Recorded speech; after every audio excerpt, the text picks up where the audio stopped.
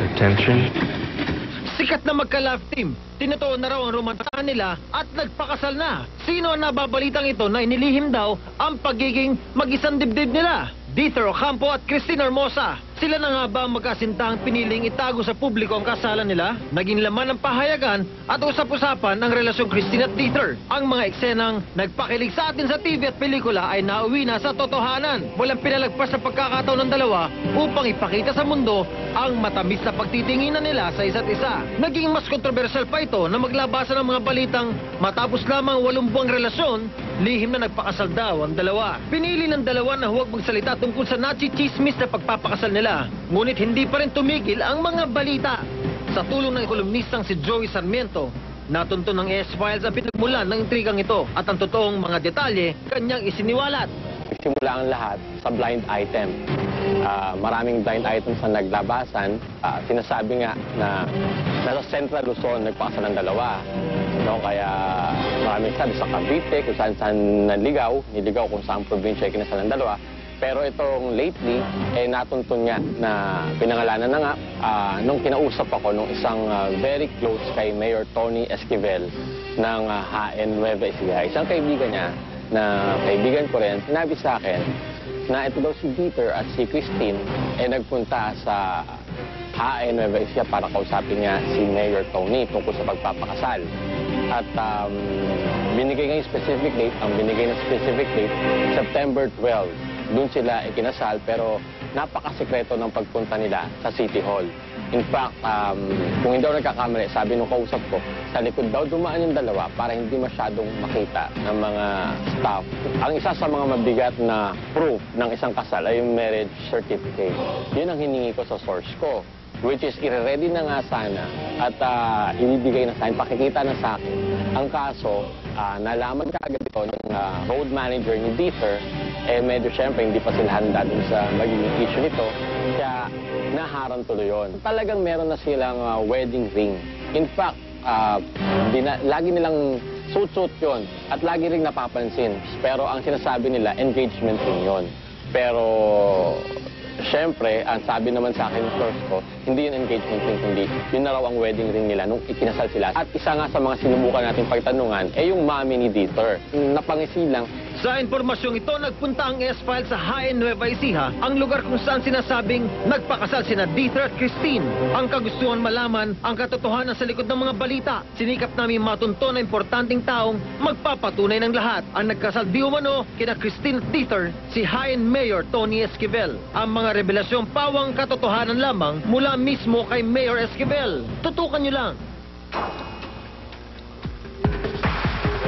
Pa-exciting na ng pa-exciting to mga kapuso at nakita nyo, mapapakinggan na natin ang kwento mula mismo sa nagkasal daw kay Christine Hermosa at kay Dieter Ocampo. Aba, wag muna kayo magbanyo at baka ma-miss nyo pa. Babalik kami agad. Promise!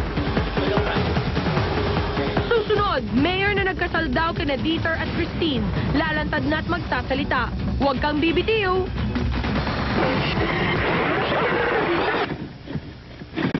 Ang mga revelasyon mula mismo sa taong magpapatunay sa kasalan Dieter Ocampo at Christine Hermosa, ibubulgar na.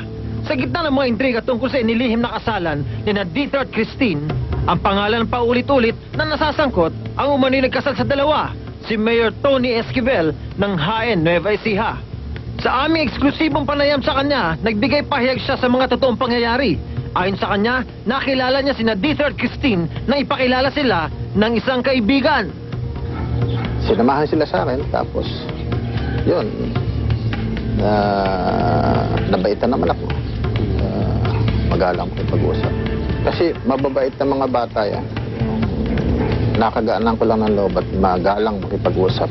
Nagpunta sila rito at sila nag-i-inquire kung ano ang mga kakailanganin nila ng mga papeles kung sakaling sila magpapakasal.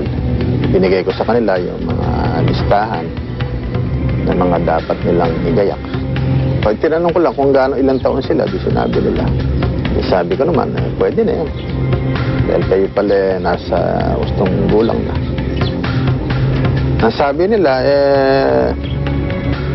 anytime daw na maisip nila, kung po pwede na. Eh sabi ko, depende rin sa sinabi ko sa inyong mga requirements na kakailanganin natin. Kaya, ang sabi nila, babalik sila pagka desidido na sila magpakasal. Hindi, pinakita nila kung yung mga, kung kumpleto na yung mga requirement. Hindi ko lang matandaan, basta first week siguro ng September. Hindi ako sigurado kung anong petsa. Sa paglapit sa kanyang ito ni na Dithar at Christine, ipinagkatiwala sa kanya ang isang mabigat na sikreto na maaaring makaapekto sa kanilang mga career. Wala. Basta kasal, talagang yan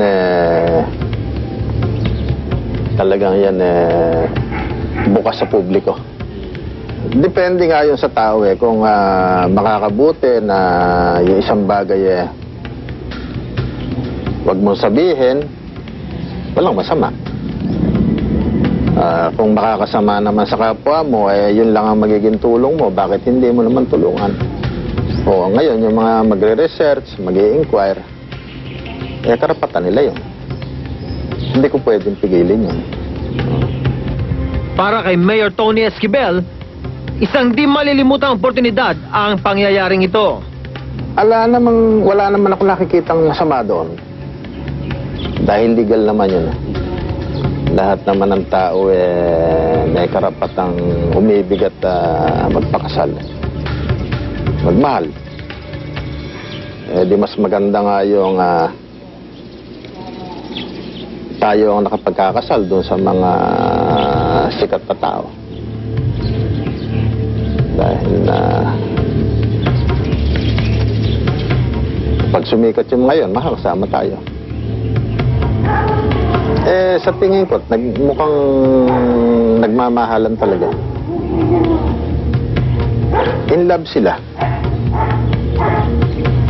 Yung Dieter, Christine, pagpatuloy niyo inyong pagmamahalan.